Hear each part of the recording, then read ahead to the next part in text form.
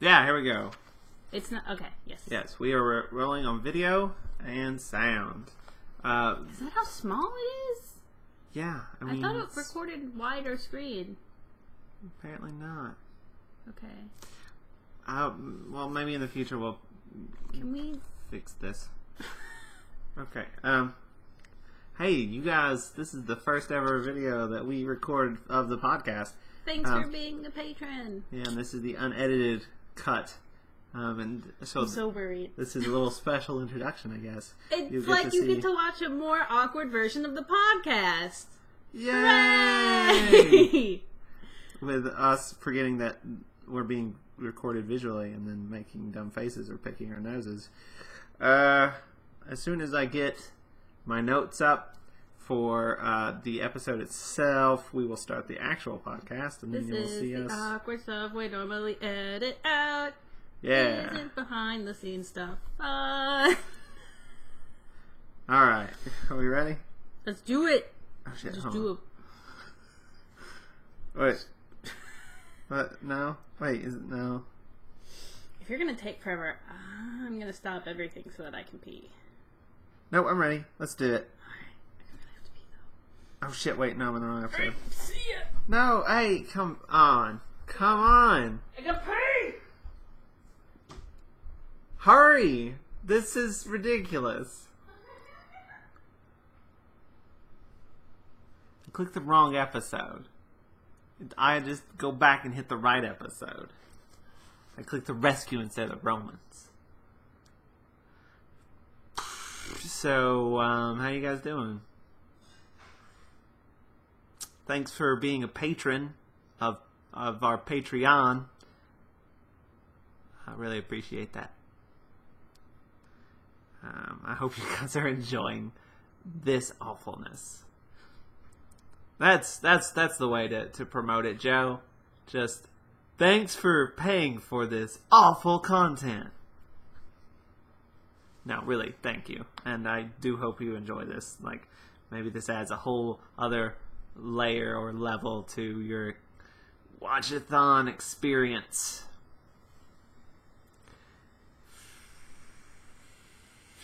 We haven't even started the episode yet. This is the episode we're actually going to talk about the Patreon for the first time. Well, maybe we'll promote this video here. It's an incentive to get people to be a patron. Who are you talking to? I'm talking to our patrons. Are we not gonna stop and start this over again? Nope, just keep going.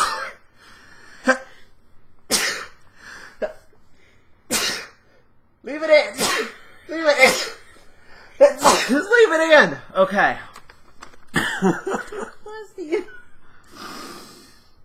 All right. I think we should stop. No. This is good. This is what the people paid for. I don't... Let's just do it. It's fine. It's only 3 minutes, 3.5 minutes. Okay. Of nothing. All right, here we go. Hi, I'm Joe Heath. I'm Tony Heath. And this is the Watch-A-Thon of Rassilon. Yay! Never cheered before. No, it was nice. And this is where been singing his song about the Watch-A-Thon would normally happen, but you guys aren't getting that because that's only in the finished podcast. So that's a reason to check that out after watching this bullshit. Today we're going to be talking about The Romans, which is the 12th serial. Yeah, 12th serial. The 4th serial of season 2.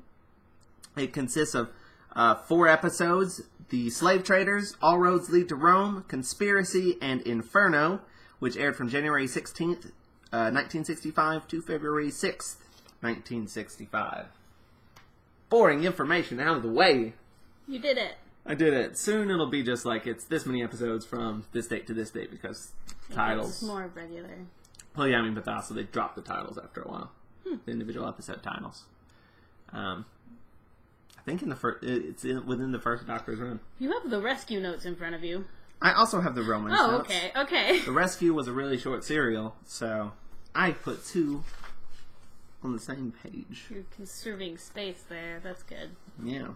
So the Romans. The Romans. I will say, last podcast we talked about the only thing that I knew about the Romans was that that I've seen that GIF where Barbara fixes Ian's hair, and I was excited because it looks adorable. I was so not disappointed. This serial, most of it is just adorable. Most of it. Yeah. We'll get to Team that. TARDIS is at it. Like, I don't know. It's a very... This is a very light-hearted sort of Mostly. serial. Mostly. I mean, it's more humorous than any serial we've come across, I think. I mean, it has the most amount of humor, I feel like. Yes. Or at least intentional humor.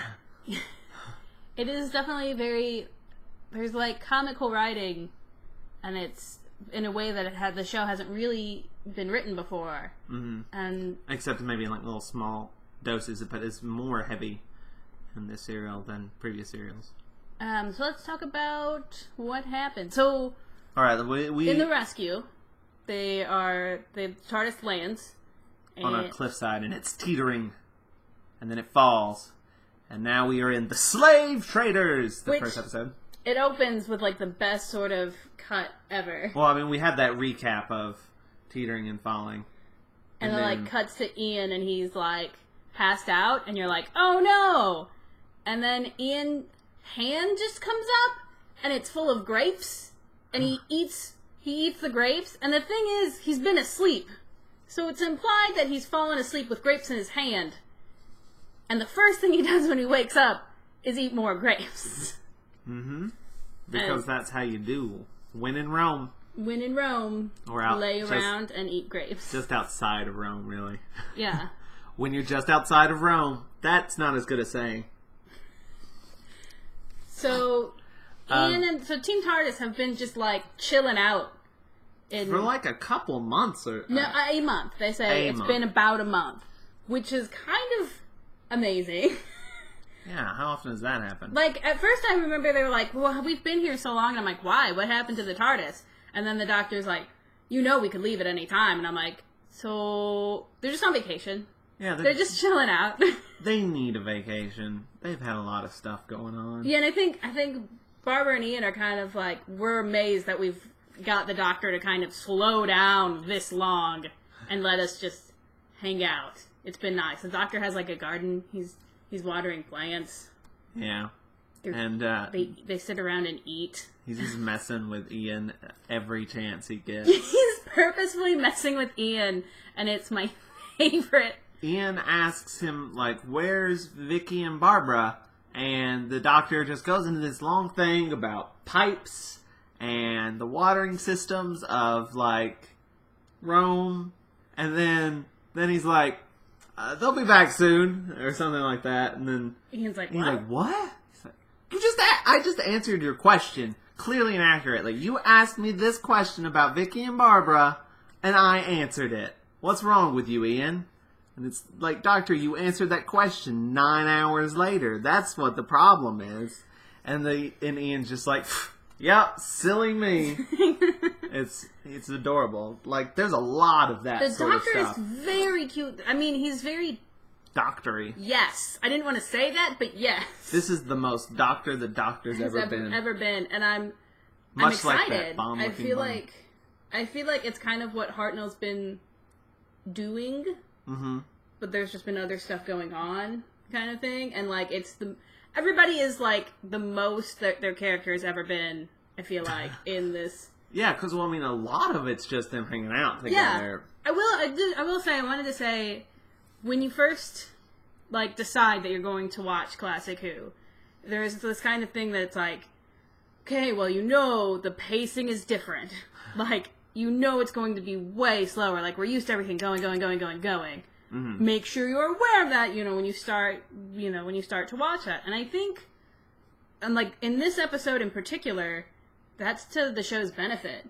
Like, yeah. Because you have time to just be like, yeah, we're just hanging out. We're all sitting around this table and we're eating food. And the doctor's like, oh, what did we have? It's freaking delicious. And Barbara's like, I made it. It's all this. And like, the doctor's like giggling or like, oh yeah, that was good. And they're just like hanging around eating food. What do you mean, ants? What do you take me for? Teasing each other.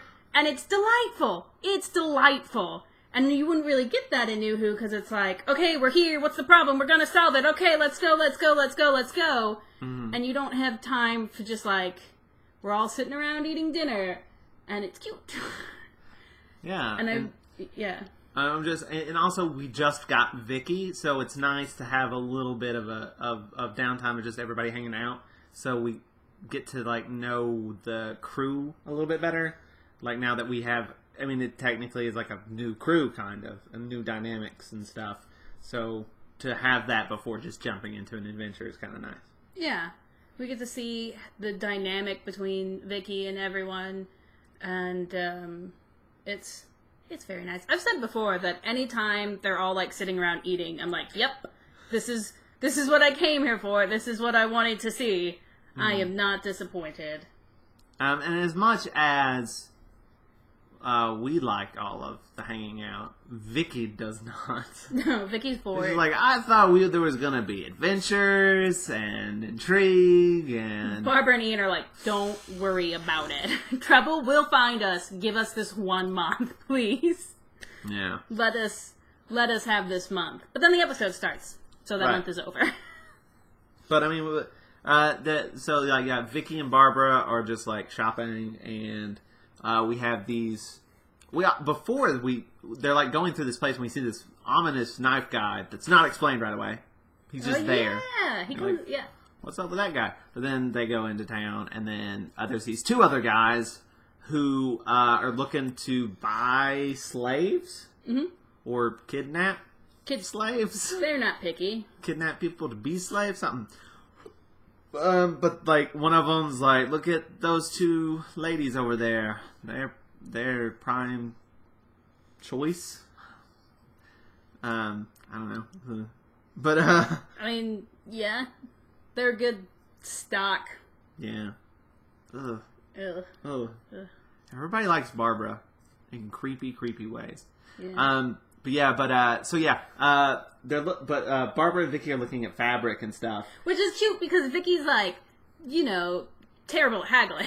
Yeah. Vicky's like, I want it. How much is it? And the person's like, oh, it's so rare. And how much would you be willing to pay for something that's this great? And Barbara's like, we don't want it. Let's go. We don't want it. And Vicky's like, well, I want it. And she's like, you're not good at this. I mean, You're like, we'll come back later. We'll come back later. Pretend we don't want it. I'll show you how this goes. And it's a nice little scene that doesn't do anything besides, again, establish kind of Vicky just being excited to do things and to get out there and explore and stuff. Which I immediately like her a lot better than Susan. I agree, but it makes me feel sad that I agree. Like this whole time I've been like, I love Vicky. I'm so ready for this, but I'm also like, it feels like a betrayal to me to like Vicky as much as I do.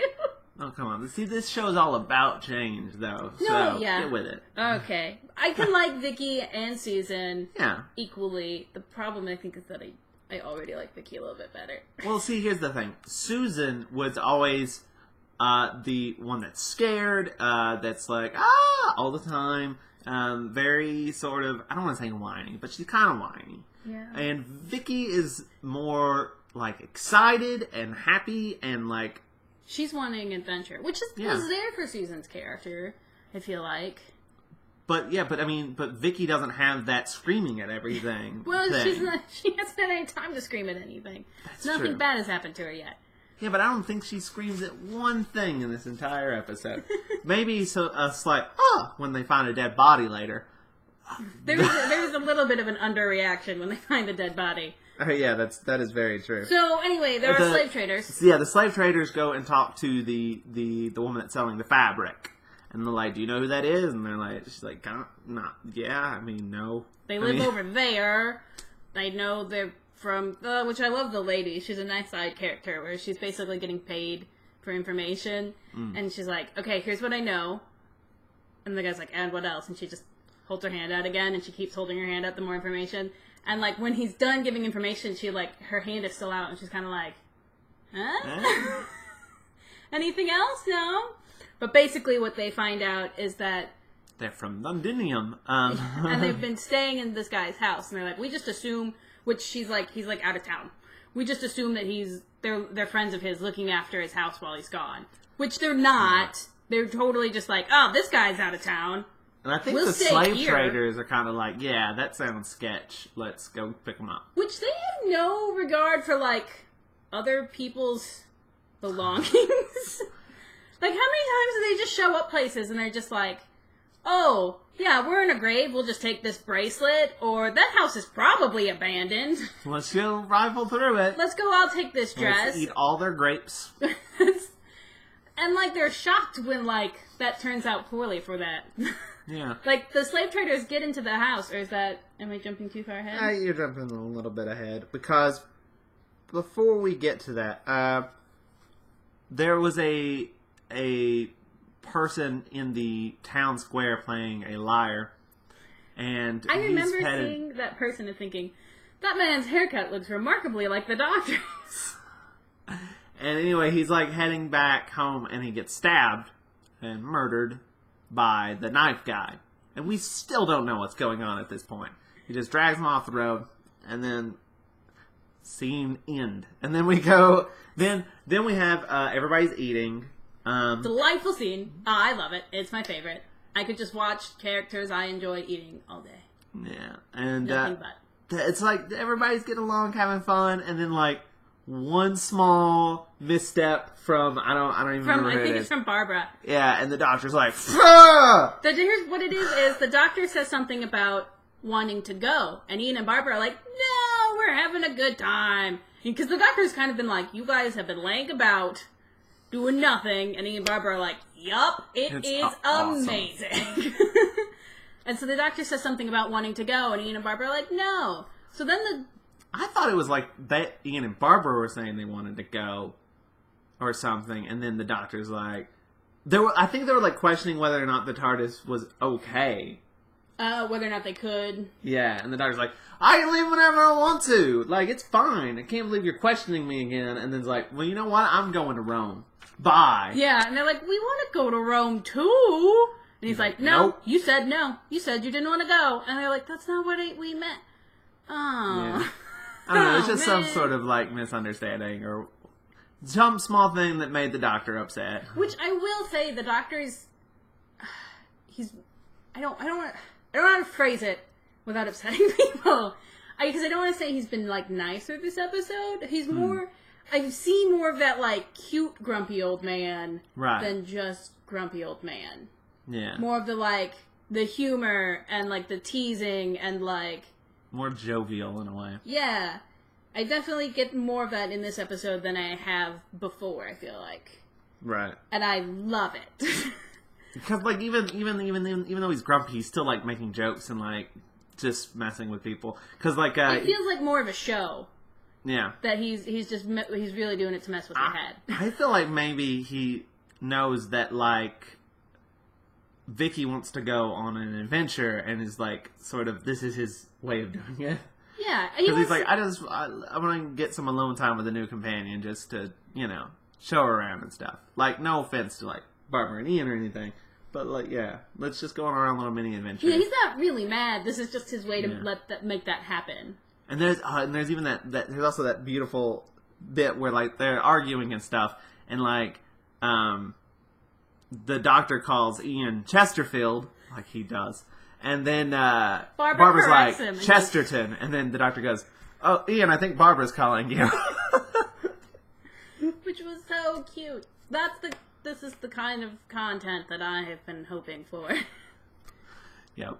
And then, so the doctor and Vicky leave. They go on their adventure to Rome. And then we get another adorable scene with Barbara and Ian, where Barbara's like, your hair is not era appropriate. And then he's like, well, you're not touching it. And then, like, he whines. He's like, it's gonna hurt. And she's like, it's a comb. You're fine. And she has to chase him around. And she finally gets him and he pouts. He pouts the whole time. I think she, like, pushes him down, too, because I remember he fell. He did fall. He did. That's one of Ian's... I don't know, she doesn't push it down. He falls on his own accord. Oh, yeah. That sounds more like Ian.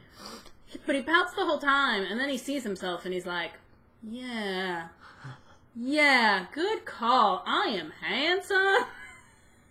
Which, by the way, before this scene, what sets it in motion is Barbara's just kind of staring at him, and he's like, what? And he's like, nothing, just make a good Roman is all. Like, I'm just checking out how handsome you are. Mm-hmm. Like, if you didn't ship them before this episode, there's no way you're not at this point. I think Jez, previous guest star Jez, we were talking about a little bit, said that they're basically married in this episode, which is true. Yeah. They're so cute. So Ian gets his hairdo, which is basically she just pushes his hair down in front of his forehead. That's how he would wear it. Yeah, just like a bowl cut looking. It's Roman. It's the Spider-Man 3 hair fixing. But he's checking himself out, and then of course he starts monologuing. Friends, Romans, countrymen. Yeah. I may have got those little flipped around. But yeah, that whole thing. And Barbara instantly regrets everything. She's like, well, that was a mistake. Now he's going to be so annoying. He's going to be doing this for the next 20 minutes, and I'm probably going to have to correct him because he's probably going to get it wrong. He doesn't know what he's talking about. And she is the history teacher. Yeah. So she would know. Yeah. It's a nice scene. And then, they're being all happy, and then, boom! The slave traders bust in. I think it's this one where Ian tells Barbara that there's no ice. Oh, yeah. And Barbara says, well, there's some in the refrigerator. And Ian goes, oh, yeah. And, goes to walk. And Barbara just starts laughing. And he's like, I can't believe I just did that. There's no refrigerator. We're in ancient Rome. Yeah. Classic comedy. It's a good joke. But yeah, then the slave traders come in and ruin all the fun. Yeah. And, there's still a little bit of fun. They're all fighting, and Barbara picks up a vase. She's going to help you guys. And she's going to smash one of the bad guys, one of the slave traders, over the head. Misses, and hits Ian in the head. And honestly, I have no idea how she missed. They were not moving around that much. They weren't moving around. It looked like she did it on purpose. This is for that stupid speech. So, yeah, Barbara completely knocks out Ian on accident. And that's it. They're taken away. Taken away by the slave traders. And then we cut back to the Doctor and Vicky on their way to Rome. And they come across the body of the musician, because I forgot to say, the guy killed the musician, and I just assumed he didn't like his music. Just stop playing Sweet Home Alabama, God. You really Is hate that the only song you know? God. But yeah, they find the body, and they're like, "Oh, there's a body." Doctor's like, I'm going to touch his stuff, because that's what we do. We have no regard for other people's things. I want to take this lyre. And, there's a centurion. Yeah. That shows up, and the doctor's like, hey, what's going on? Put your sword away. You're scaring me. The doctor, by the way, is a smooth talk. You know what it is. He's as smooth talker in this episode as he is in The Reign of Terror. And it's the same guy. This serial was written by the same guy who did Reign of Terror, Dennis Spooner. So he's good at the comedy, I feel like. He's good at the comedy, and he's good at the doctor as a smooth operator. Well, as, tricking people. Smoothish. Yes. Well, no, it's got to be funny. Yeah, because he's like the centurion's like, are you so and so the musician? And Doc's like, yeah, why not? Sure. Vicky's like, what? You just took this dead guy's, for no reason, you took this dead guy's identity. Yeah, and he's like, I just want to know what's going on. This seems interesting. This is something to do for a day. So, and he's like, besides, the guy's being invited to play for Nero. When are we ever going to get that chance again? Let's go. And Vicky's like, yeah, well, all right, but, hey, maybe this liar dude has a family? Maybe we should not pretend to be this guy and, get him vengeance? No. Doesn't matter. The dead guy does not return ever in this story. Well, he's dead. He's dead. I know, but like at no point does like anything happen with the dead guy. I mean, like the doctor is just pretending to be him. Would you like us to like go to his family and inform them and be like, well, your uncle was murdered? I just feel bad for the guy. Like, no one knows. The doctor just pretends to be him for the rest of the episode and everybody buys it. It's a little sad. Anyway. Does his, like, cohort at the thing, does he ever figure out that he's... No. Never? No. No one ever figures out that the doctor is a lying liar with a liar. A lying liar liar. A lying liar player. But I guess don't hate the liar player. Hate the game. Alright, moving on. We go back to Ian and Barbara. There's this really creepy dude wanting to buy Barbara. Yeah, right off the bat. Right off the bat, we're super creepy. Which, okay, I mean, like... It's not the first time someone's wanted to buy Barbara. No, it's not. Like, that one dude was going to pay her to, like, get and help her get out of the prison. The Reign of Terror! It was the Dennis Spooner has a weird thing for Barbara. That's what it is. You know what else he has a weird thing for? Ian in chains. Because he also wrote The Reign of Terror, in which that episode does not exist, where Ian is in shackles. But guess what? This serial exists. And you see Ian in chains. And Tony, we were watching it, and Tony just went, finally. That man is old enough to be your grandfather. I don't want to talk about it anymore. It's embarrassing. Also, you're married to me. Just putting that out there. It's not like a thing. I don't have... The hots? No. You have the hots, but not the hots? Yeah. No. What does that mean? Listen.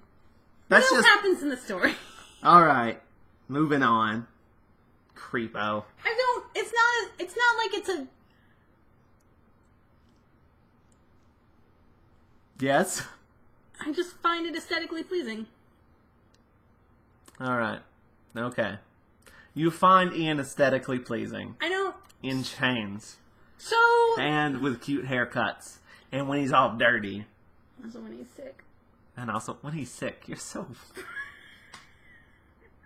So... Anyway. The story. So, Barbara. Let's talk about Barbara.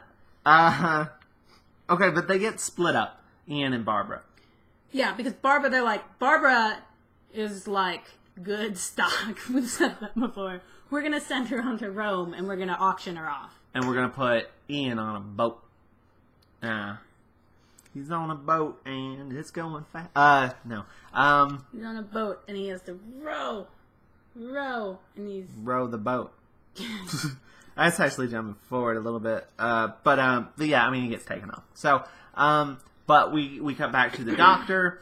Well, actually, we don't cut back to the doctor. We cut to the centurion talking to the guy that killed the musician, who we find out doesn't have a tongue. Yeah. He's mute and stuff. And that guy was supposed to kill the musician because there's a plot against... Well, it doesn't actually say yet, does it? It's just saying that guy was supposed to kill. We're supposed to kill him. We don't know why. We don't know why.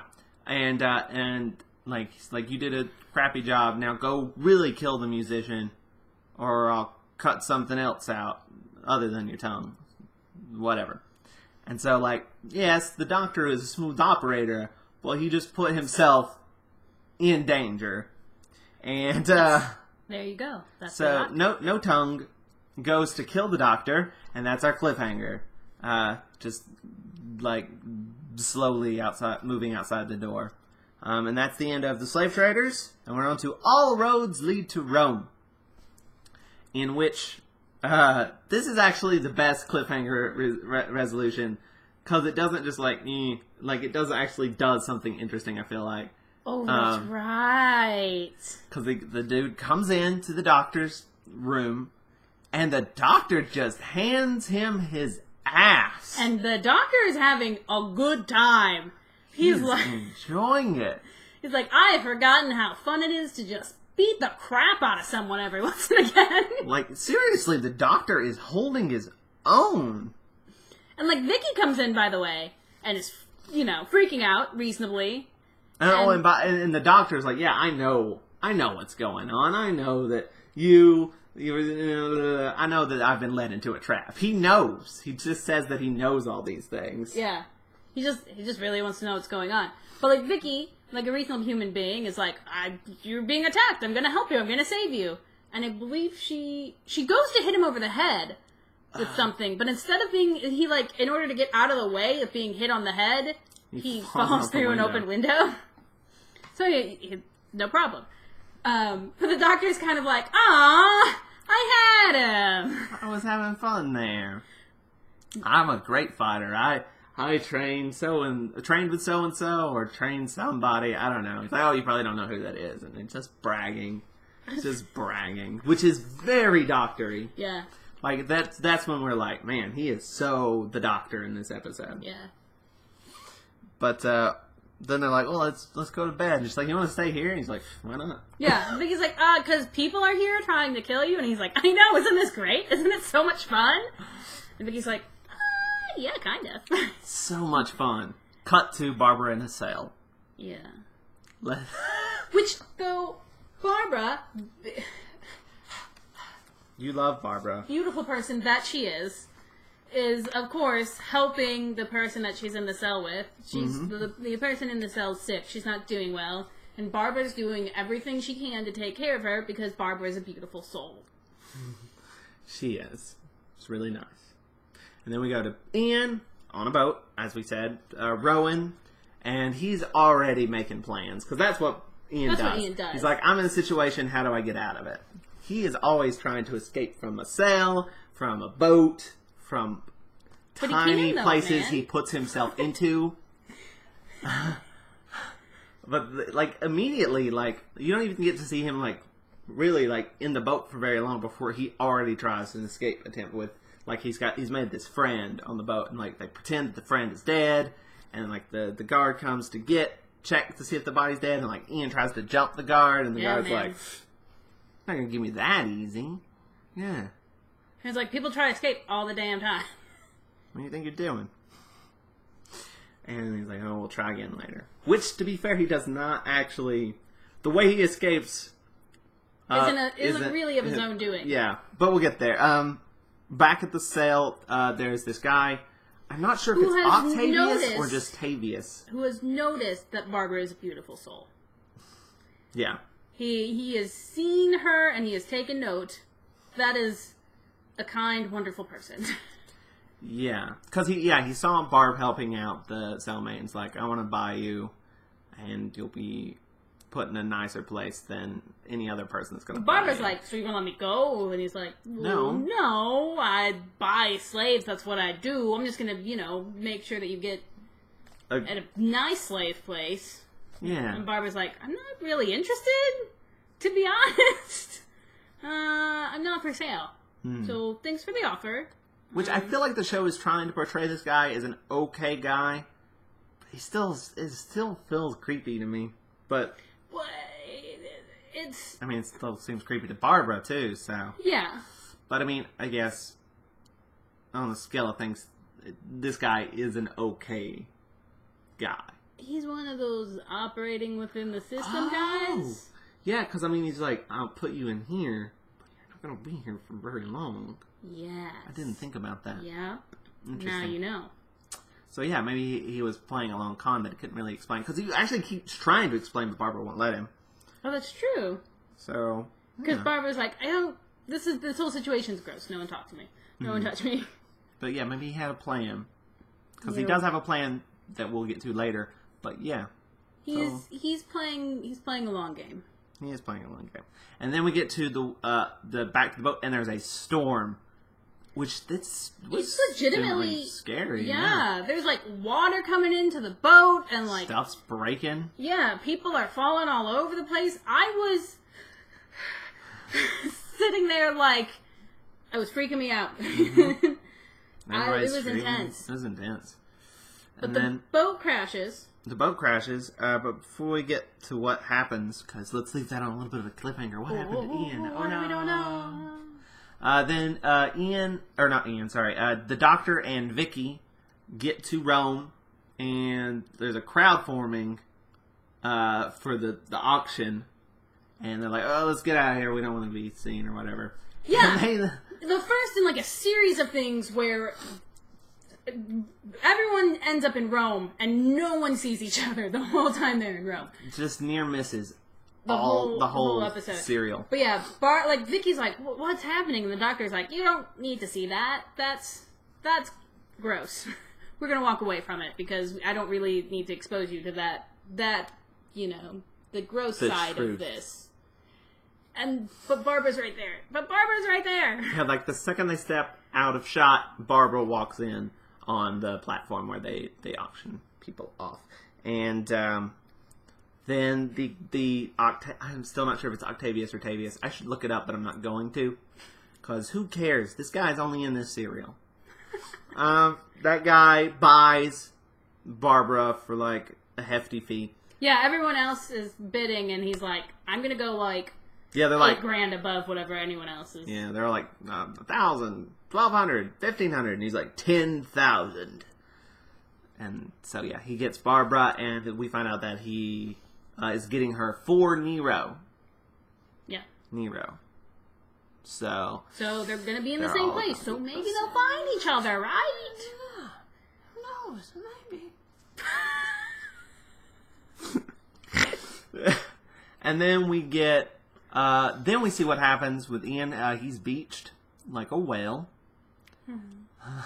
And he's on a beach. They've crashed. Him and his friend have crashed on this beach, and I guess everybody else died. Who knows? We don't care about them. Yeah, just as long as Ian and his buddy. Well, actually, I think Ian's friend had kind of dragged him away and was able to save them, and I don't think anyone else really made it. Yeah, and so he's like.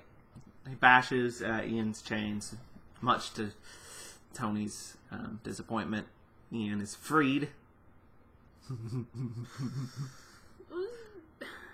I don't know what you're saying. I'm saying that you were turned on by Ian and chains. That's not entirely true. What are we... Can we... Okay, I'm sorry. You are aesthetically aroused. So anyway,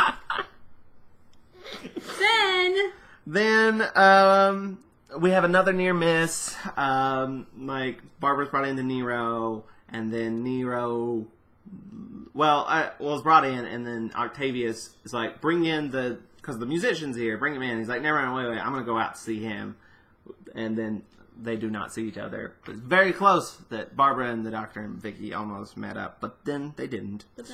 And then Nero comes in and immediately belches and is... It's the scene where the Doctor and Vicky are like waiting to meet Nero, and Vicky is like fangirling it up. She's like getting giddy and giggling, and she's like, I can't believe we're about to meet Nero. This is crazy. Nero walks into shot and just belches. It's like it's very reminiscent of Khan and Marco Polo. It was a nice, and he has, of course, like that turkey leg that you give to like awful things and TV shows. Yeah, like the ones you get at like theme parks. Yeah, so he's there because he wants to hear the Doctor, and the Doctor's like, "Oh, but I've heard you're a great lyre player, and I can't. I feel uncomfortable playing." In front of you, why don't you play first, and then I'll see if his way out of it, basically. Yeah, and but there's this adorable scene where, like, it's really funny, where he gives the lyre to the Nero, and Nero is like, stool! And they pull a stool up for him, and, like, the Doctor thinks it's for him. He's like, the Doctor tries to sit in it, but, like, Nero puts his foot in it so he can, like, prop the lyre on his knee. And the Doctor's like, oh, yes. Oh, of course, you do that for the lyre. Yes. I knew that. But, he just bullshits his way out of playing anything. Like, Nero plays, like, 3 notes. It's like, oh, this lyre's shit. Bring me my lyre, sort of thing. But, they do, and, like, the Doctor just does exactly what he did. It's like, You were much better because you're a fantastic emperor. And of course, he's like, yeah, I am. I'm the best. This guy's smart. My favorite part, though, is that at some point when they switch hands, like, the doctor gives the lyre to Nero. And Nero gives him the turkey leg. And the doctor's just like, alright. Well, I have a turkey leg now, I guess. Like, he has it for the rest of the scene, and he just is like doesn't know what to do with it. I think he starts eating it. Does he? Yeah. Why not? Like, he's talking and bullshitting this whole time, but he's like, got the turkey leg in his hand. There's a lot of that in this serial of just like swapping around and like almost seeing each other. There's a lot of like, I don't know, clever sort of. Yeah. There's a lot of good comedic timing. There's a lot of good.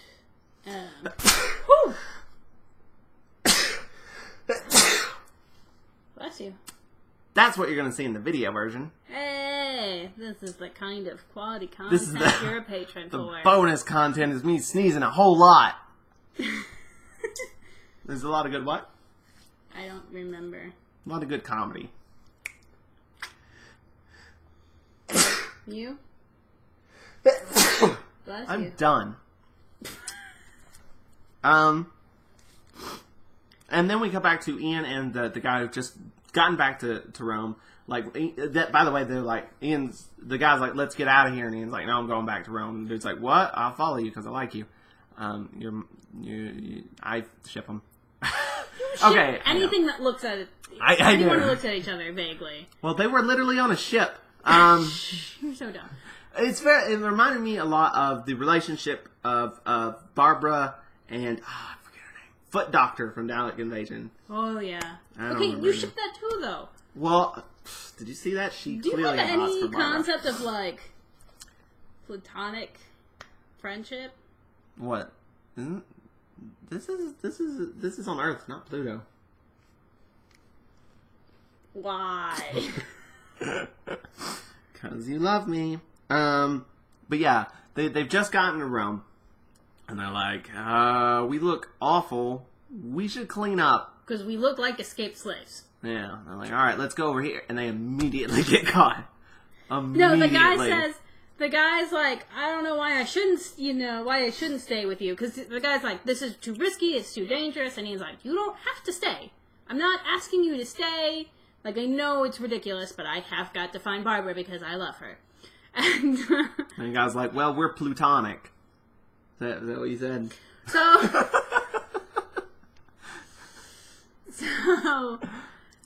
the guy's like, I'm going to stay with you. You know what? Luck's been with us so far. And I was like, what? Why you got to go and say that, man? Because, like, seriously, they turn the corner and guards are there and they're caught immediately. Mm-hmm. And, I'm reading something here. The doctor finds the dead Centauri? The one that someone killed, and like casually too. Like it's like they move some curtains, and they're like, that guy's dead. Yeah, I don't remember. Was it Tavius? Well, I don't know if it ever says what happened to that Centurion. Yes, it does say. Yeah, he says he's like, you know what? That guy found out, but I took care of it. Oh, yeah. So it was Tavius. Or Octavius. God, I don't know. Guy. The bald guy. Ian and his buddy get taken to the cells. The same cells that Barbara was in. Same ones. Same exact ones. And they are going to be put in the arena. And then we see a lot of stock footage of lions. Ian's gonna fight a lion.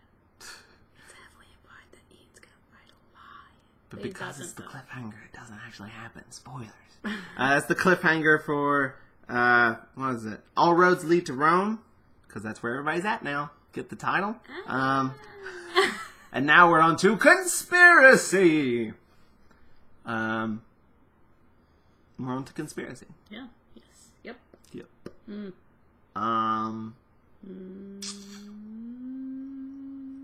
I have a thing that says Smash Liar, but I don't know what it's talking about. Smash liar? Did the doctor smash his lyre? If so, why? I don't remember. I don't think so. No, it was Nero. Nero smashed a liar. Why? I don't remember. He's mad or something. It's just metal as fuck. Yeah, he's like, I just did a great concert. Smash. I rocked it out for that other lyre player. I was totally better. Smash. Then the doctor finds out he's in a conspiracy that he knows nothing about. And he keeps trying to get information and never gets any information. He's like, I still have no idea what conspiracy I'm involved in. Although, I think this is the point where he decides if he's going to get information, he's going to have to get it from the top, right? I guess, yeah. So he's like, I'm going to go hang out with Nero.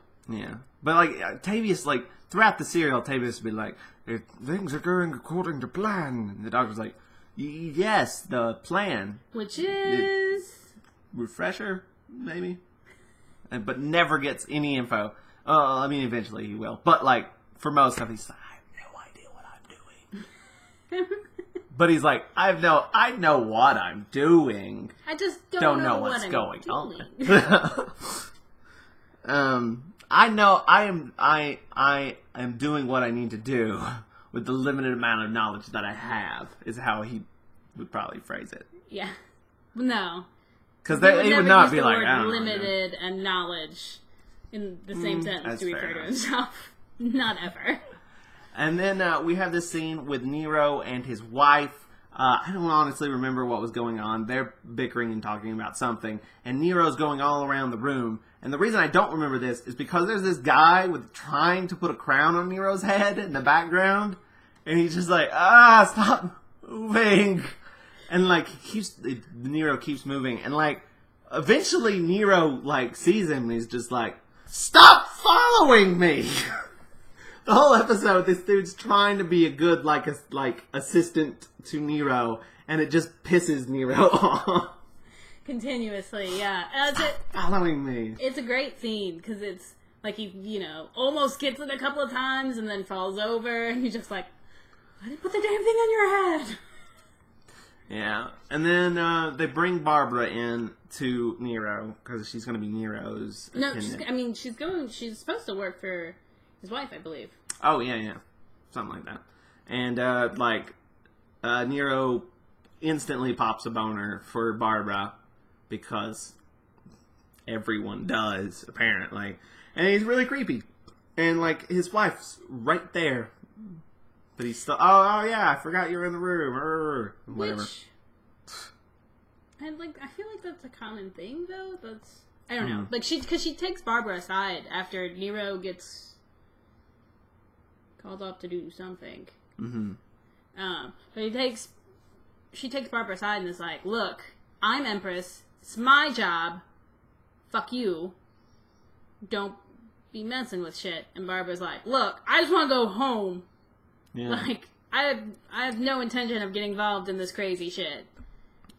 And then stuff starts to sort of get a little hectic here because the doctor's bouncing around and almost bumps into Barbara a couple times. Vicky winds up with this potion maker, poison. She's like poison. The official poison maker.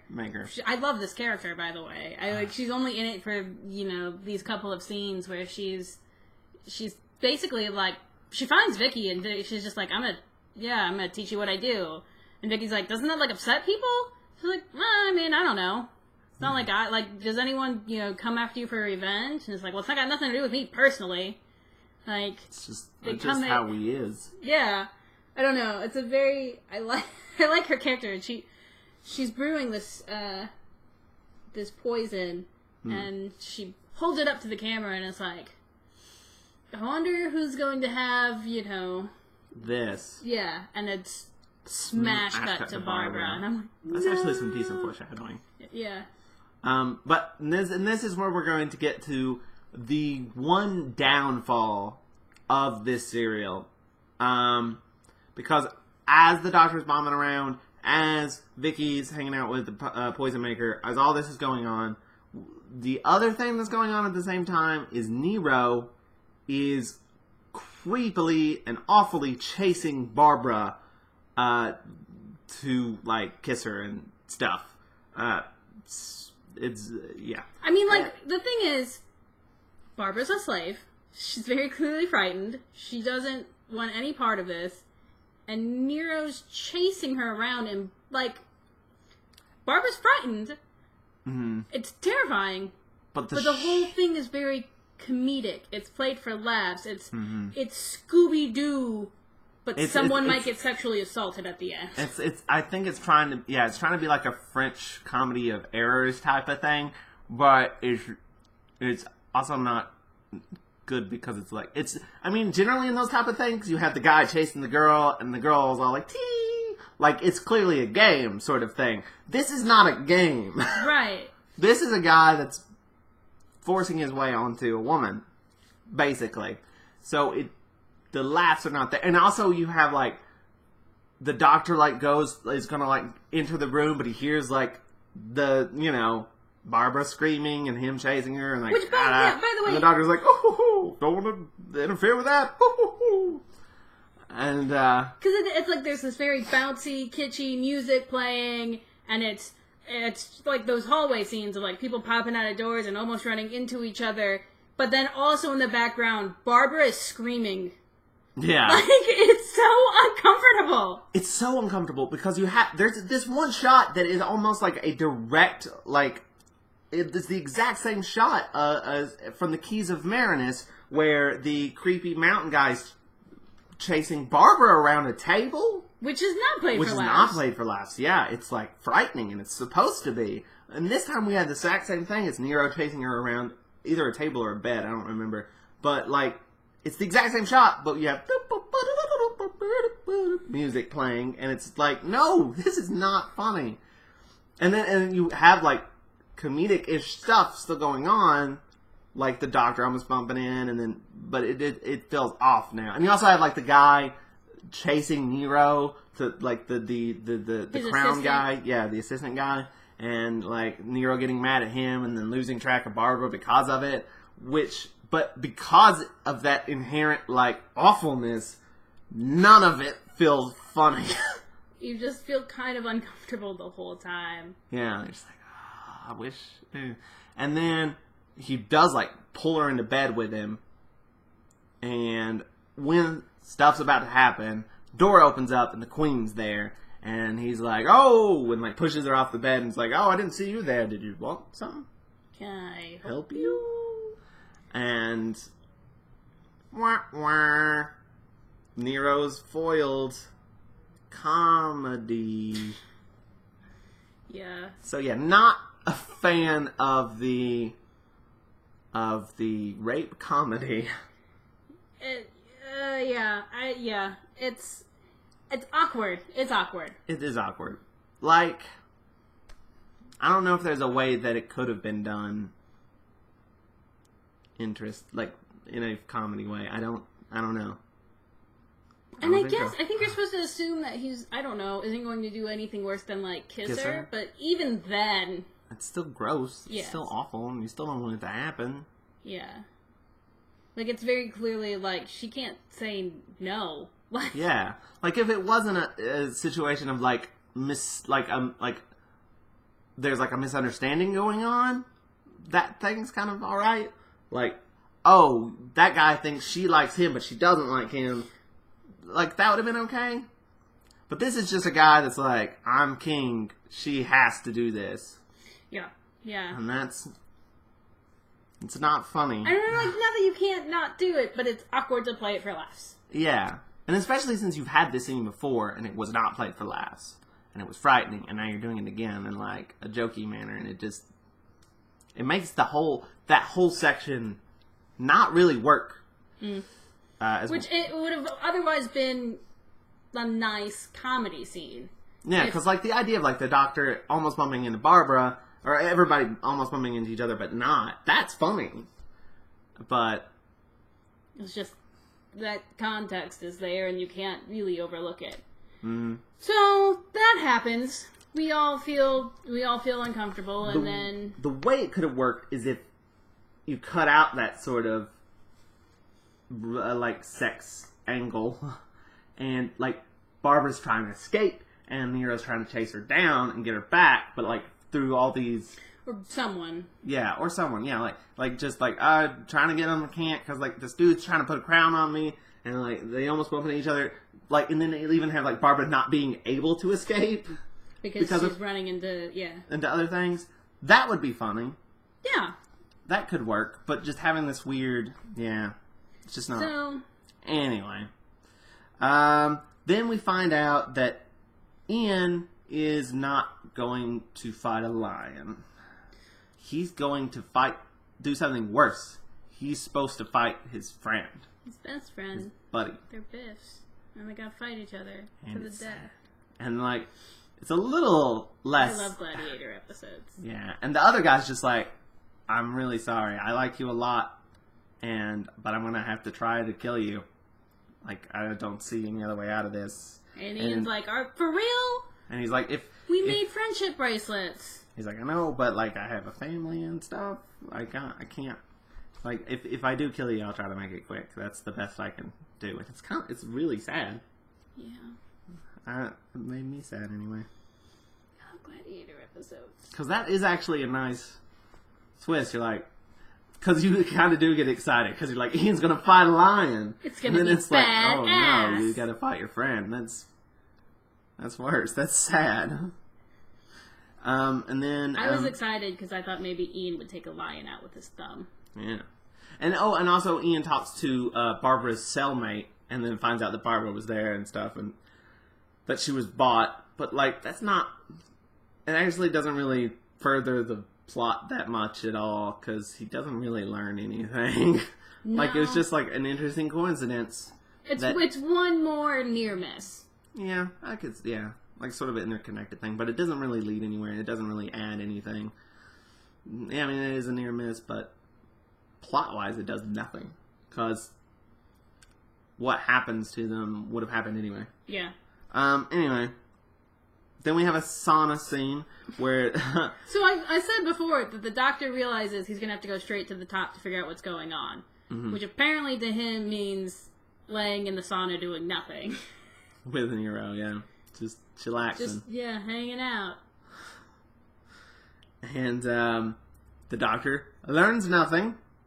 There's something that happens, like an attendant does something. I think it's the crown guy screws up something, or the Nero assumes he's screwing something up. What happens is he goes to like bring in more hot water, and I think he pours it on him. And the doctor kind of saves the guy. Yeah. Because Nero pulls out his sword and is ready to like stab the man to death. And the doctor's like, yeah, get him out of here. Banish him. He's banished from here.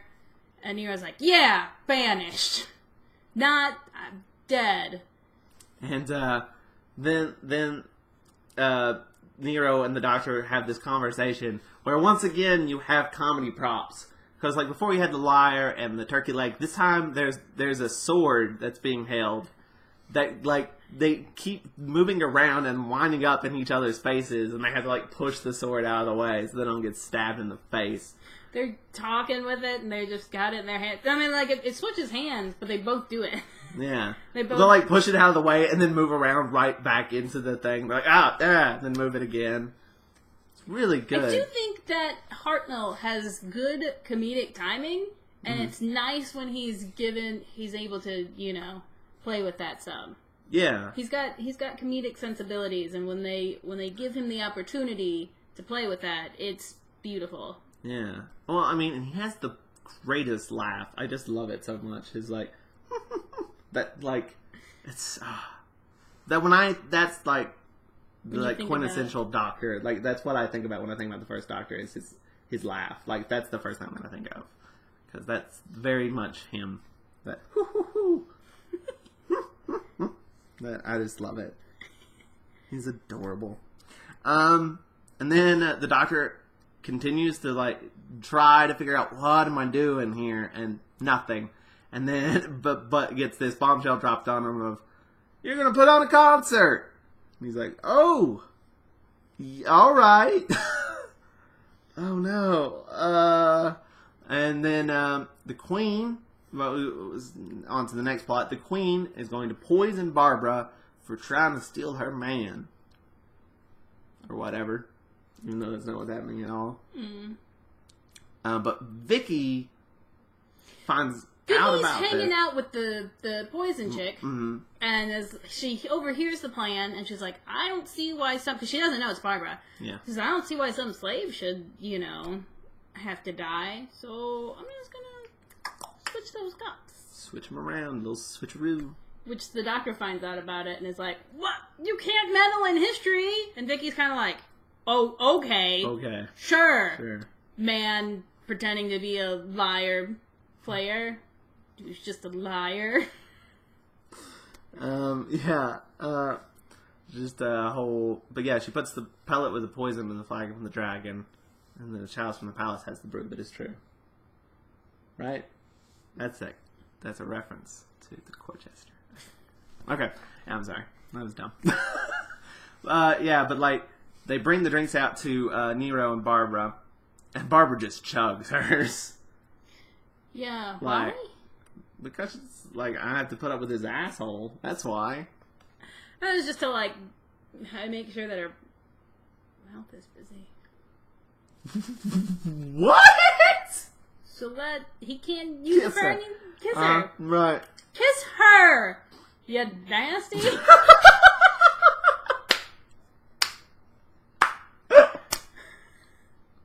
I didn't know where you were going. I was frightened. God.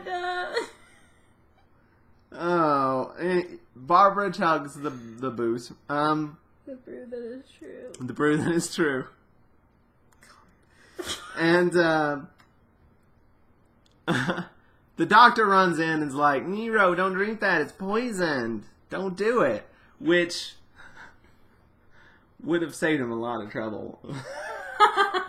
But yeah, so Nero doesn't drink the poison. Sniffs it and is like, yeah, this seems pretty... I don't know. And like, gives it to the guy. The attendant guy. The crown guy. Well, so it's not the one that got banished. Well, I think maybe he was temporarily banished and came back. I don't know. Or it's two different people. Or it's two different people. Who knows? We don't keep track of secondary, third. But I do know characters. it's definitely the guy that was chasing him around with the crown. Okay. It was definitely that guy. He drinks the poison and immediately dies. Just dies. He's dead. And Nero's like, someone's trying to kill me. Interesting. And, what is it? I don't remember. Does he like, he arrests Barbara because he assumes it was Barbara, right? No. Barbara got arrested or something. The Queen arrested her. You thought this when we were watching it the first time. You're like, yeah, did he arrest her? It's like, no, the Queen arrested her. I looked down for a second. The Queen. The Empress. Mm-hmm. It's not, whatever. All right. Anyway. The Empress arrests Barbara for, I don't know, whatever she thinks. Being attractive to Nero. Yeah, basically. And then back at the feast, it's showtime. It's concert time. Concert time, and the doctor is going to have to play this instrument that he has no idea how to play. So how does he get out of it? He bullshits, of course. He's like, this tune I'm about to play is so sophisticated. It's delicate. It's so delicate. It's very quiet. So only people... Emperor's New Clothes his way out of playing anything. He's like, it's so delicate, so quiet. Only people, with really attuned ears, only real artists can hear it. And he just 433s that mofo. Yeah. That, if you get that reference. He plays nothing. He plays nothing. And everyone's amazed. It's funny too, because like he's playing nothing, and then stops for a second, and then everyone starts to applaud, and then he keeps going, and he's like, "Now I'm done." Now I'm done. Now you can all applaud. Everyone cheers, which kind of backfires. But that's the thing. The doctor does a lot of smooth shit that backfires almost immediately. Yeah, so he's gotten out of playing this concert, but Nero's pissed because everyone likes him better. He's like, well, screw that guy. I'm the best, obviously. So and also, he's also like, he hears laughter and stuff, and he's like, they're laughing at him. He made a fool of me. Yeah, screw that guy. So I'm gonna have him play at the arena. I'm going to be like, hey, opening act for the gladiators, and then sick the lions on him. The Yeah. stock footage lions. Screw him. Spoilers, we don't see the lions. No. We keep being promised lions attacking people. I was promised lions, and lions were not delivered. Bullshit. This is bullshit. That's alright. Do you need a moment? Or... No, I'm fine. I'm fine. Okay. Alright. So, but, okay, so Barbara's arrested, but then, like, she's immediately dragged to this event, to the arena thing with... Yeah, how does that happen? I don't know. See, that's why I was confused. You're right.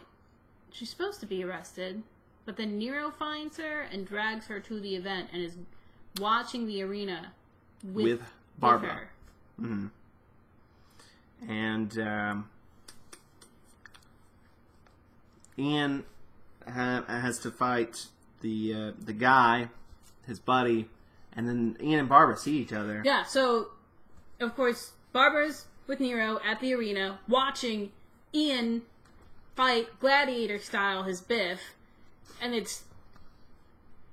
Very sad. I can't find words, that's why I'm gesturing with my hands frantically, but that doesn't translate well in audio.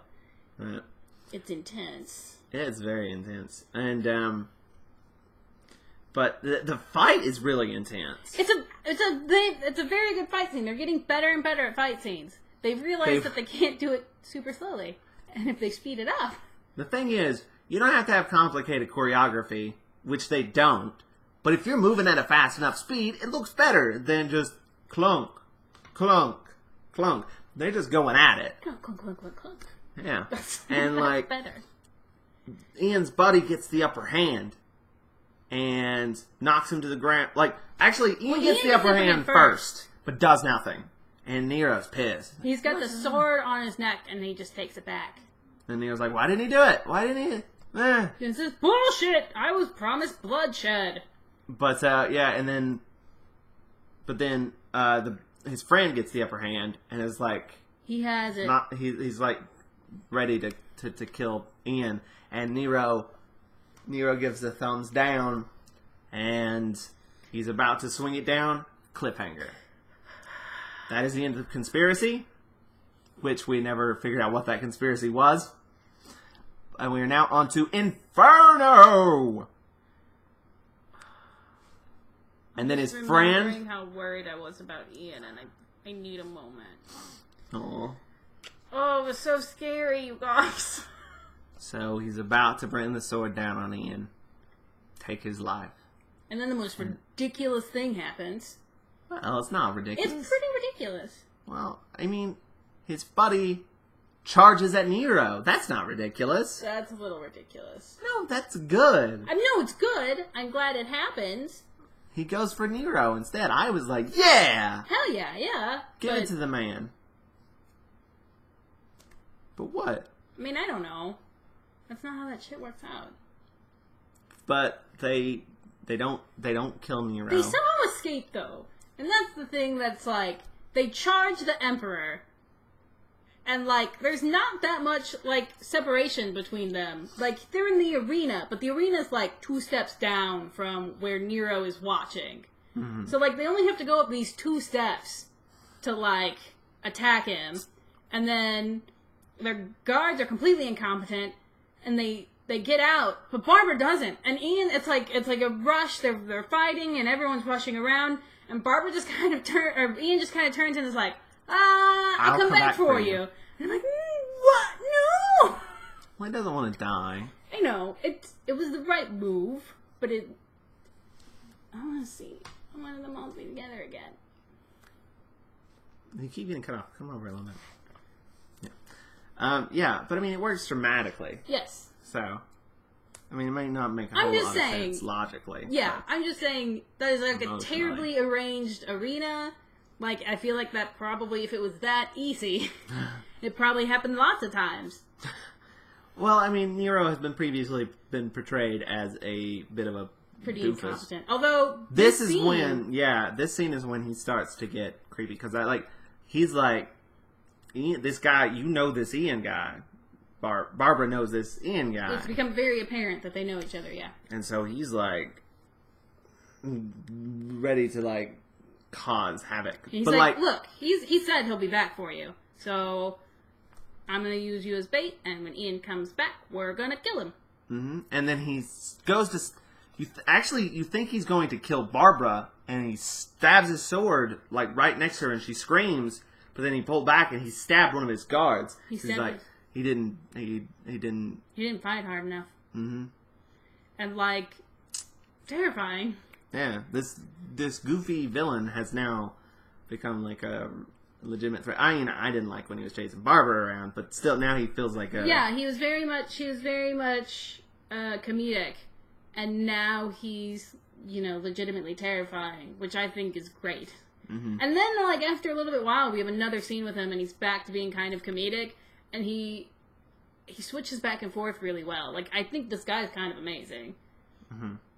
He has some range. Good.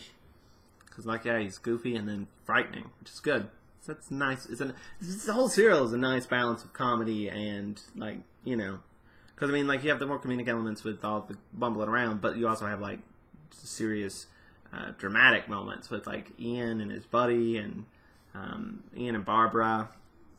That all works, on an emotional level, I feel like. And I feel like it maybe works a little better because there's also so much comedy. Yeah.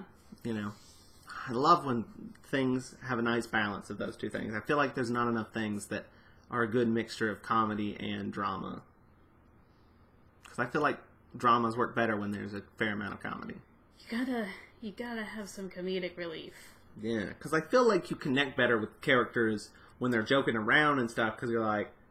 Me too. We're all buddies. We're all friends. We're all laughing here. We're all having a good time.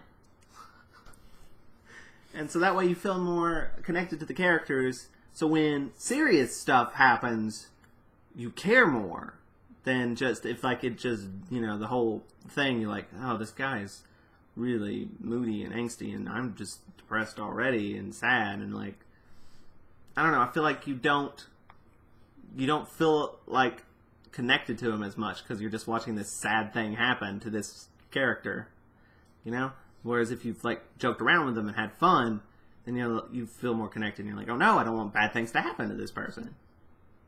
That's just the way I think anyway. Mm-hmm. I have just so Doctor Who. Much. So the Queen, straight up Empress. Is it? I keep saying Queen. I did too. Anyway, she straight up confronts Barbara. I think she slaps Barbara. Oh, there's a lot of slapping. There's a lot of slapping. Ian gets slapped early, a couple episodes back for trying to escape. He gets slapped, and then Barbara gets slapped. Oh, slapping. Yeah, someone else gets slapped. Does Barbara get slapped? I don't know. Someone else gets. There's two slaps. We don't know who the second slap is. And but then Barbara goes to the bald guy, Octavius. I don't remember. It's gonna bug me. I should just look it up, but I'm not going to. But Barbara confides in him and is like, "This is what's going on. I'm waiting for Ian to come get me. Help me out." And the Empress has previously gone to him and is like, "Look, I don't care how. I don't care what you do. Just get rid of Barbara. I don't want her here anymore. Take her back. Get rid of her." And Octavius is like, "This is perfect. You escape with Ian, and I'll just say I got rid of you." Which Barbara goes to him, and I'm like, why? Why do we trust him? Why do we think it's a great idea to confide in him? Because she's previously been like, "I hope you know, I don't intend to stay here." Mm-hmm. And he's like, "You mean escape? Just so you know, they find you, that's punishable by death, so maybe don't." Right. I mean, I don't know. It works out. Yeah. He ends up being, worthy of her trust, I guess. But when it's happening, I'm like, I don't know if we should trust this guy. But then he, after talking to Barbara, goes to talk to the doctor and tell him, "Hey, you're going to be playing in the arena, but then you're going to be attacked by lions. So Maybe don't do get that. Get out of here. Get out of that. But by the way, could you go ahead and kill Nero already? That's what you came here to do, is kill Nero. Why aren't you killing Nero? And the doctor's like, oh, right. That plan. Okay. Yeah. I'll get on that. Yep. Leave it to me. I can do that. He can't, though. But then Tavius leaves. Nero comes in. The doctor is all like, Nero's like, I've got a surprise for you. And the doctor's like, oh, am I going to be playing in the arena? Because I figure that's what I'm going to be doing. And then, like, just starts, like, subtly, like, putting in these, like, obvious things. He's like, I know you're going to feed me to the lions. I'm not stupid. And he's crushed. He's like, aw, you couldn't know. Aw, I haven't told anyone. Like, he like, pouts. It's like, ruin my fun? Aww. And then, they're chatting and stuff, and the doctor has, his eyeglasses behind his back and sets fire to the plant, like he had, because Nero has plans to, like, rebuild Rome. And the doctor sets them on fire, basically. And, like, Nero's like, what have you done? What have you done? What have you done? What have you done? Hey, wait a minute here. This is fantastic. What a great idea. Boom. Light bulb, or whatever the Roman equivalent of a light bulb. Fire. It's still fire. It goes off in Nero's head, and he's like, I'm going to burn the city down, and then they have no choice but to let me rebuild it. Which, I don't think that's true. What? Did he actually burn down? Like, Did Nero burn down Rome? Yeah, I've heard that that's not true. I don't know. Tony, I was confused by the French Revolution. I'm not up on my history. That's why we gotta watch the show. Yeah, so if going by what this says, yes, Nero burned down Rome. Which I would like to point out, by the way, so he basically gives Nero this idea, and then later in Fires of Pompeii, Donna Noble asks if he's been here before, and he's like, yeah, once. He's like, by the way, a while back. Yeah. By the way, before you ask, those fires have nothing to do with me. Liar. Big fat liar. Yeah, because, like, but there's, like, Vicky and, this is skipping forward a little bit, Vicky and the doctor have this whole thing about, like, Vicky's like, this is kind of your fault. He's like, no. My fault. Is it? Then he's like slightly proud that it's his fault. And like it amuses him a little bit. And he's like, yeah, I did that. I think it's more like, oh man, I did do that. Huh. I'm gonna deny it later. I'm gonna lie about it years and years and years in the future. But yeah, sure, I think I did it. He doesn't say that to Vicky. That's a self-realization thing. With Vicky, he's like, no. Vicky walks away and he kind of has this moment where he just kind of like, he thinks about it and just starts laughing. Like, shit, yeah. Yeah, that was me. But before we get to there, Nero has the guards looking out for Ian, but at the same time he's like, bring a lot of people in because I'm going to set this town on fire. Right. So one of those people happens to be Ian and his friend. And it's like, he's standing just feet away from him. How does he not know that they're right there? But Tavius or Octavius notices Ian and then helps him out. So all in all, this guy's turned out to be a pretty decent dude. Yeah. But Nero's paying all these people to like go set the town on fire. Which I don't think we flat out said it, but he is helping, or his intention was to help the liar player assassinate Nero. That's he was the one who killed the centurion. Mm-hmm. I don't know if we flat out said that, but now we have. Now you know. But I guess the doctor just completely fails to. I don't know. Doctor and Vicky just escape, and they just get out because they're like nobody's looking for them. But Tavius gets reunites Ian and Barbara. They escape, and like a centurion comes over, and the doctor's like, "It's just us." The centurion's like, "All right, bye." But the Tavius reunites the Ian and Barbara, and they escape. And there are just tons of fires, and then we have like a nice little like Nero standing amidst the flames playing the lyre and like just evilly laughing, and that's a really nice shot. But but Ian and Barbara somehow make it back to the house before the Doctor and Vicky. Right. I guess because the Doctor's so old. Then they promptly go back to laying around doing nothing. And we Ian's eating grapes again. We go back into this sort of like the beginning of the serial. It slows down. We're out of trouble, but we have a little bit of time to hang out again. Yeah. And we have like Ian pulls the refrigerator trick on Barbara, and he gets his revenge.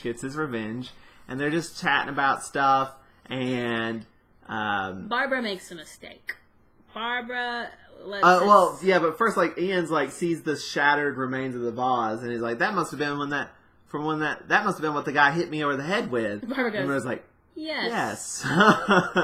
Yes. Yeah. But they get into like a little bit of a back and forth, and Barbara accidentally lets it slip that she was the one who smashed Ian over the head. Because she's like, if I wouldn't have accidentally hit you. Me? And Ian's like, you're the reason why I was basically a slave for like the past 3 to 4 days. Mm-hmm. There was a bit of a pillow fight before that too. But yeah, anyway. Then Ian starts chasing her around. No, what it was is what they were trying to figure out was who would clean up the base. Yeah. Because Ian's like, well, we need to clean this up. And Barbara kind of was like, yeah, you should clean it up. And then now Ian's like, wait a second. So you broke the vase over my head and now you want me to clean it up? Rude. That is just rude. I mean, it's cute. It's a play fight. It's a play fight. It gets a little too much for me at the end of it when he's like holding her down and stuff. It's just, he's gonna put her face in a fountain. Yeah, he's trying to splash her with water, and she's like, "All right, I'll clean it up." I think I just didn't catch that it was a fountain. I was like, this is a little. I didn't see the fountain. That's why. You didn't know what he was doing. Yeah, so I was like, he's just holding her down. This is awful. No. But no. Okay, it's not as bad as I thought. No, it's a fountain, and he's trying to basically just spray her with water. And it's just a cute little fight.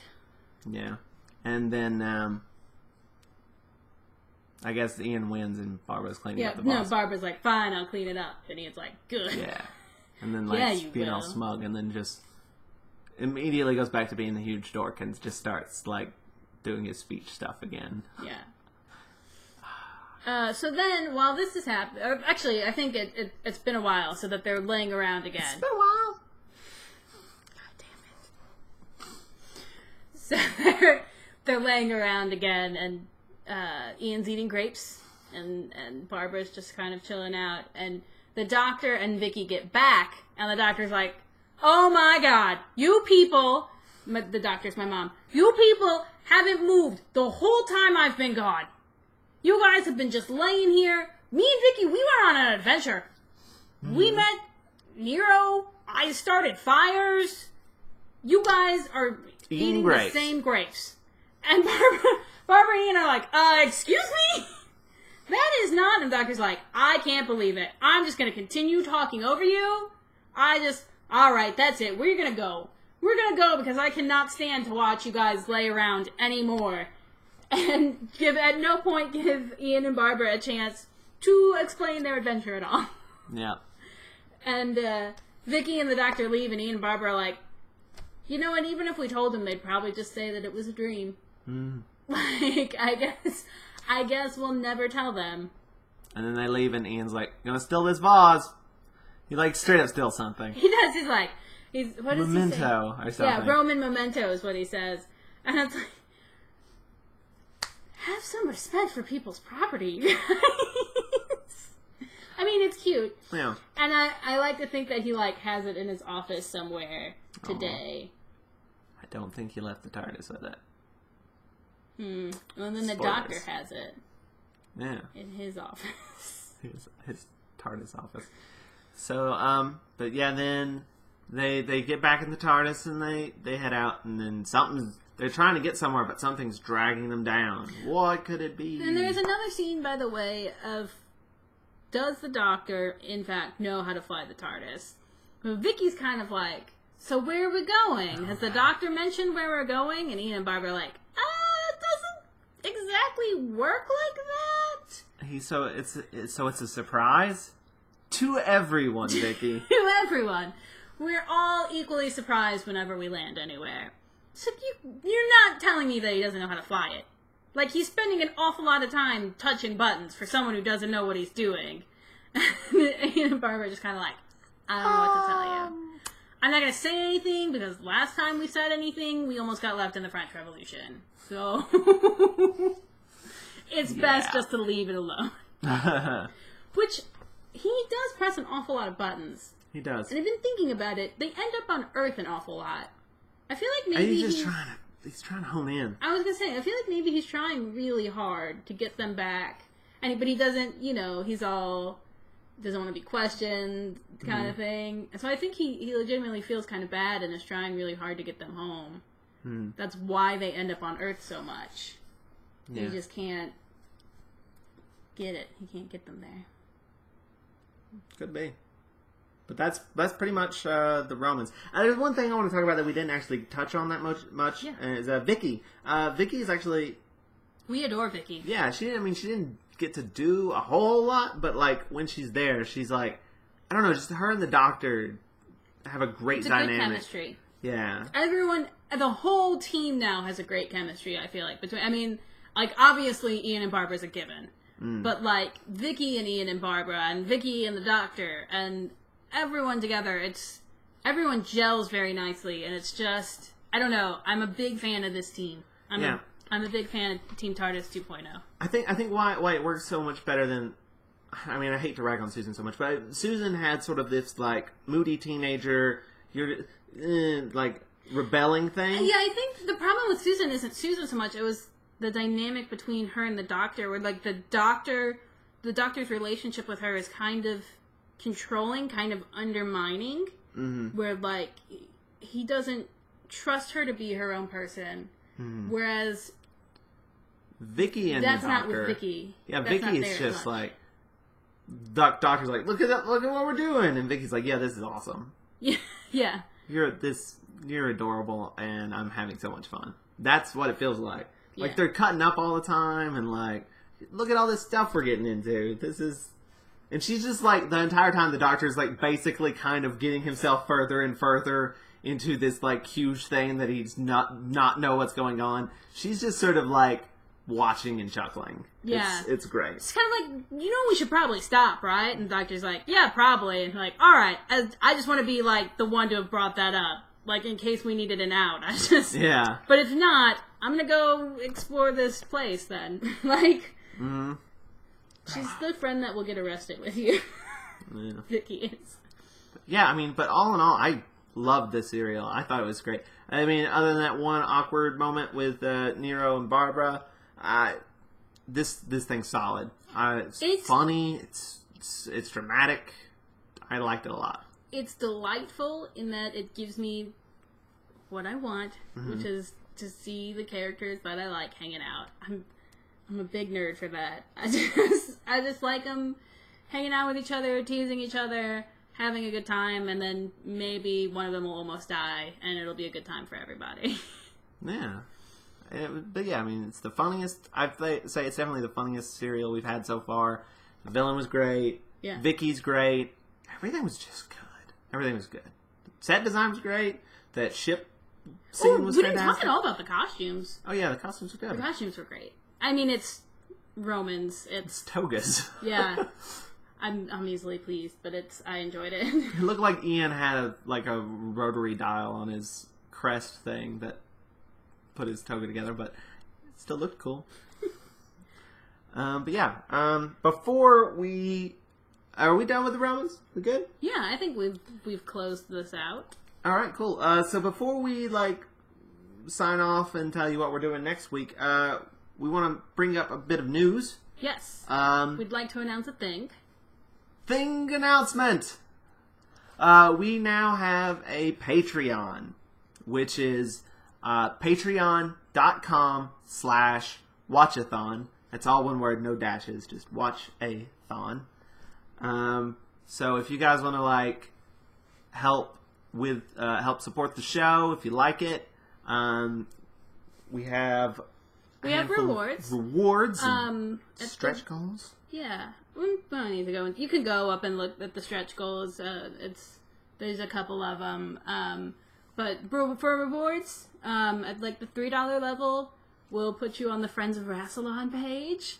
Yeah, and we'll mention you. We'll give you a shout out on the podcast, and thank you for donating, because it's awesome. But do keep in mind that it may take a couple episodes before we record these way in advance. Yeah. So just a little bit of a heads up. It probably won't be until the next one that you'll start hearing people's names with shout outs. The podcast after this one. Potentially, yeah. But yeah, that's the $3 level. We have a $5 level, which is the early release of Rassilon, which is you'll get these episodes a day early before everyone else. Sneak peek, rub it in your friends' faces. Yeah. Or just say, "Hey, friends, also donate $5 and you get it a day early." That's the nicer thing to do, isn't it? Yeah. And this is per month, by the way. Should we go into all of this, or? Well, yeah. I mean, might as well. I'm just saying it's. We just say check out our Patreon. Go check it out. No, I mean, I just want to go through these couple other things because I have a couple things to say. For $10 a month, we have the video of Rassilon, which is you will get uncut video recordings of these podcasts. We're actually recording one right now. Hi, we're waving. You can't see that if you're listening. You can if you paid us money. Yeah, so if you wanted to watch the uncut video recording of the podcast you're listening to right now, $10 a month, you can see it. And you'll get to see video recordings of every other podcast. So it's like you're actually getting, and it'll be before the early day release too, so you can get to see it way early.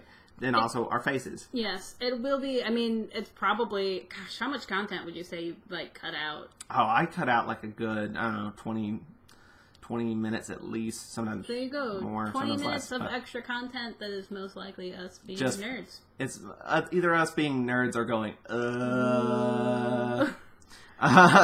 But still, no, there'll be more stuff on that. And then for $15 a month, it's the Voyeurs of Rassilon, which is you'll get to watch videos of us watching the actual episodes. We're recording ourselves while we watch the episodes, so you can see our real-time reactions to the episodes. We have 2 episodes already up for this episode. We didn't do the first 2 episodes of the serial, but we did the 3rd and the 4th because we didn't have the idea until halfway through watching the serial. But they're up there, and there'll be future ones, and we'll probably be adding more rewards.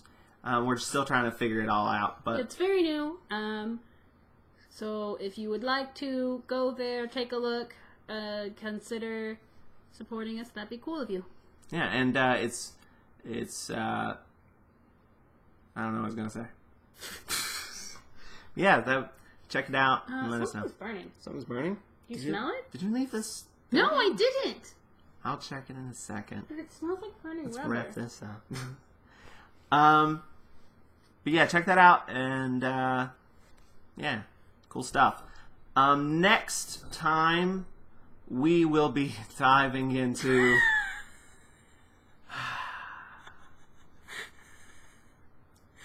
a much revered no.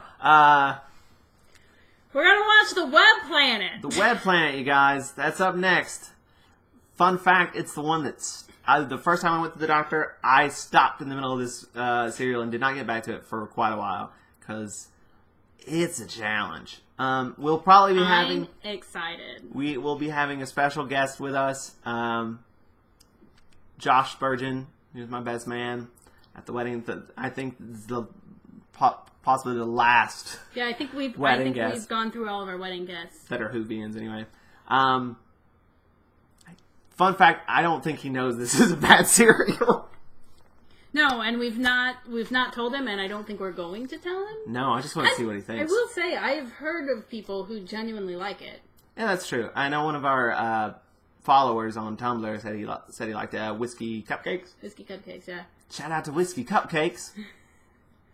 You got that for free. Yeah, you didn't have to support the Patreon at all. But yeah, maybe Josh will like it. Maybe you'll like it. Maybe I'll like it. I'm not going to. I am really there for camp. I love camp. So it's so bad. We'll get into it though. We'll talk about it later. We'll talk about it next time when we talk about the Web Planet on the Watch-A-Thon of Rassilon. We did it. We did it. We did the thing. Okay. Yeah. But for real, do you smell that? I don't smell that. I'm stopping the recording of the audio. And here's some bonus of us saving the file.